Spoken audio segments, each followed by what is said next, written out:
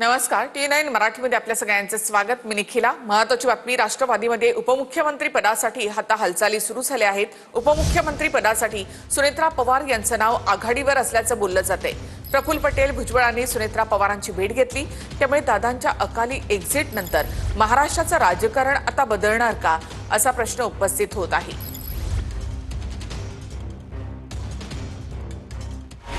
अजित पवारांच्या अकाली एक्झिट नंतर राष्ट्रवादीत हालचाली सुरू झाल्या। उपमुख्यमंत्री पदासाठी सुनेत्रा पवारांचं नाव आघाडीवर आहे। प्रफुल्ल पटेल आणि छगन भुजबळांनी सुनेत्रा पवारांची भेट घेतली आहे। भाजपने राष्ट्रवादी आणि शिंदेमध्ये सत्तेचा समतोल कायम राहावा यासाठी दादा आणि शिंदेंना उपमुख्यमंत्री केलं होतं। दादांच्या अकाली जाण्यानं आता उपमुख्यमंत्री पदाचा राजकीय पेच राज्यात उभा राहिलाय।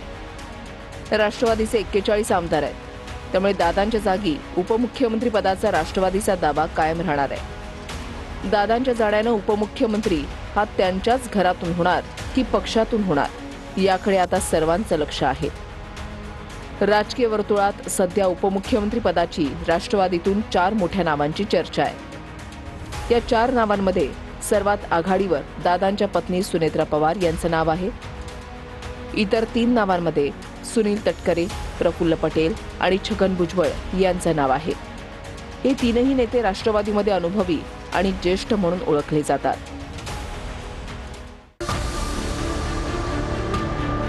उपमुख्यमंत्री पदासाठी सुनेत्रा पवारांचं नाव आघाडीवर का? अजितदादांचा राजकीय वारसा टिकवण्यासाठी सुनेत्रा या पवार कुटुंबातला चेहरा आहेत। दादांच्या कुटुंबातला चेहरा असला तर पक्ष एकसंध ठेवता येईल। दादांच्या कुटुंबातला चेहरा असला तर तो पक्षामध्ये सर्वमान्य होऊ शकतो। सुनेत्रा पवार सध्या खासदार असल्यानं राजकारणामध्ये सक्रिय सुद्धा आहेत।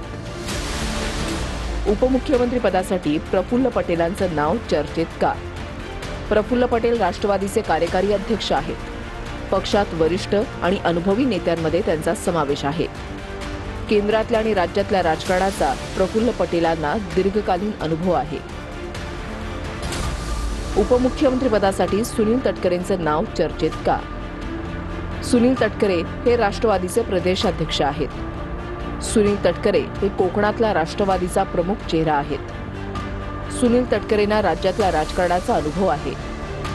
राष्ट्रवादीत तटकरे हे दादांचे निकटवर्ती म्हणून ओळखले जातात। राष्ट्रवादीत अजितदादांचा राजकीय वारसा टिकवण्यासाठी सुनेत्रा पवारांना मंत्रिमंडळामध्ये घ्यावं अशी मागणी सुरू झाली आहे।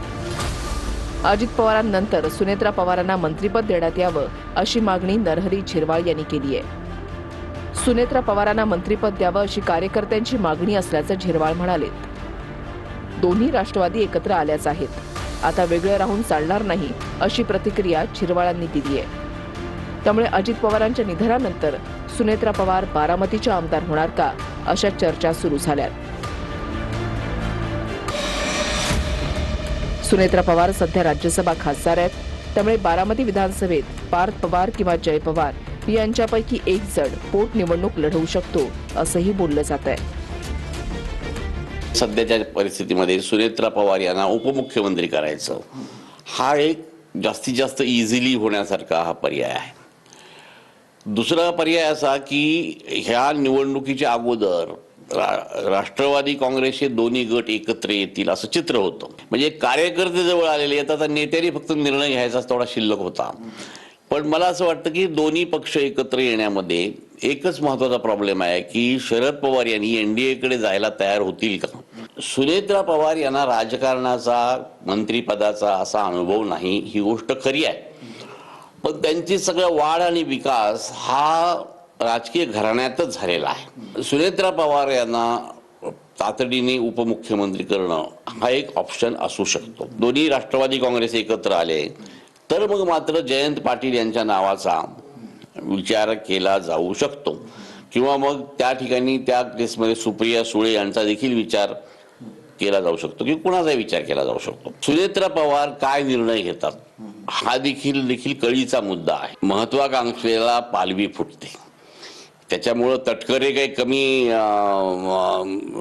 महत्वाकांक्षी आहेत असंही म्हणता येत नाही। प्रफुल्ल पटेल देखील आहेत आणि पट्टीचे सगळे नेते छगन भुजबळापासून हे सगळे नेते हे अजितदादांच्या बरोबर राहिलेले आहेत आणि मुख्य म्हणजे अजितदादा पवारांची जी लिगसी आहे ही लिगसी जर ठेवायची असेल तर सुनेत्रा पवार, पार्थ पवार, जय पवार यापैकी कुणाला तरी संधी दिली पाहिजे. उपमुख्यमंत्रीपद राष्ट्रवादी पक्षाचा अंतर्गत प्रश्न असल्यामुळे यावर पक्षामध्ये गटबाजी होऊ शकते. उपमुख्यमंत्री दादांच्या कुटुंबातला व्हावा की पक्षातला, हा ज्वलंत प्रश्न सध्या राष्ट्रवादीच्या समोर आहे. निदान प्रत्येक आमदाराच्या विकासाच्या ज्या ज्या गोष्टी मंजूर केलेल्या होत्या त्याची सगळी वीट आणि वीट त्या माणसाने आम्हाला दिलेली. एवढं नुकसान झालेलं आहे की ते आता व्यक्तही होऊ शकत नाही आणि दिशाही आम्हाला समजत नाही की काय केलं पाहिजे आणि काय नाही. काय पुढे कोणता रस्ता आमच्यासाठी आता खुला आहे एवढं माहिती आहे.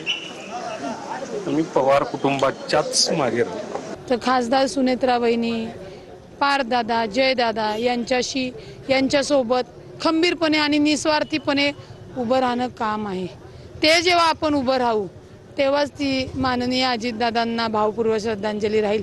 म्हणजे दादांनी अनेक खासदार आमदार बनवले. आमच्यासारख्या कार्यकर्त्यांना लेकीसारखं मी सांगितलं काल की आमचा बाप माणूस गेला, आम्हीच नाही तर महाराष्ट्र पोळका झाला.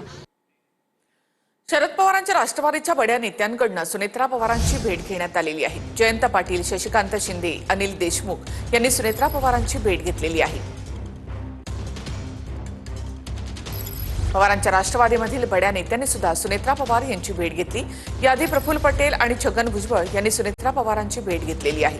त्यानंतर जयंत पाटील, शशिकांत शिंदे, देशमुख यांच्याकडून देखील सुनेत्रा पवारांची भेट घेण्यात आली आहे. दादा, तुम्ही वेळ चुकवली अशा शब्दात मुख्यमंत्री फडणवीसांनी अजित पवारांबाबत लेखामधून भावना व्यक्त केल्या. कधीही वेळ न चुकवणारे दादा, यावेळी तुम्ही वेळ चुकवल्याचं फडणवीस म्हणाले.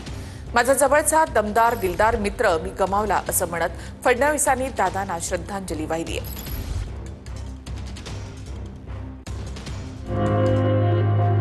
दादा, तुम्ही वेळ चुकवली.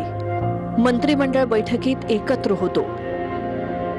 मंत्रिमंडळ बैठकी पाठोपाठ पायाभूत सुविधा समितीची बैठक झाली. तिथेही दादा माझ्या बरोबर होते. कधीही वेळ न चुकवणारे दादा, यावेळी मात्र तुम्ही वेळ चुकवली. तुम्ही अकाली एक्झिट घेतली. माझा जवळचा दमदार आणि दिलदार मित्र मी गमावला. ही पोकळी कधीही भरून न निघणारी आहे. मित्र कसा असतो हे मी दादांच्या बाबतीत अनुभवलंय. दादा हे कायम माझे मित्र होते.